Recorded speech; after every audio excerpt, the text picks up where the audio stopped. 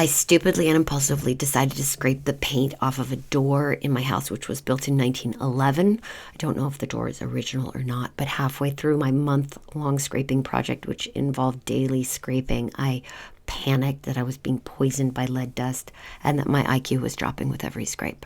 I ordered this lead test with overnight delivery. So you squeeze the tube to get the fluid going. I had to squeeze pretty hard, which was a little unnerving because I pictured a glass capsule breaking through and piercing my finger, but in hindsight, it's probably plastic.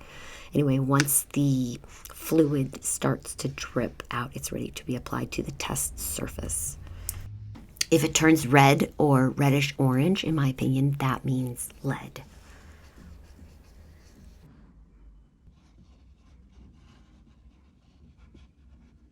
The kit comes with a test card to make sure it's working, but I used already tainted fluid, but I get the gist. Just to rule out that this fluid does not turn all paint red, I tested the paint on my windowsill, which should definitely be lead free, and then I scraped it with a knife to be sure, and there was no lead detected there.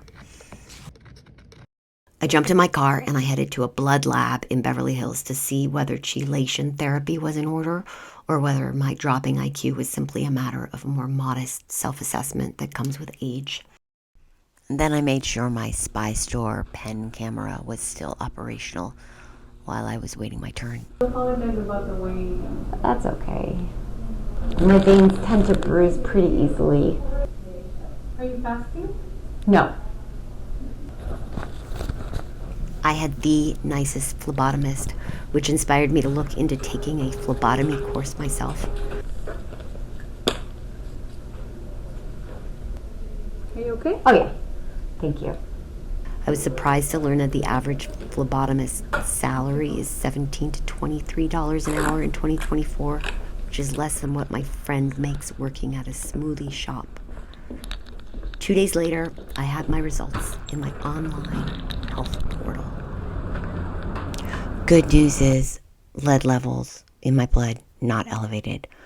Bad news is that I learned subsequently that lead doesn't always show up in the blood. It can settle into your bones, and at that point there's nothing you can do about it. So just don't scrape lead paint.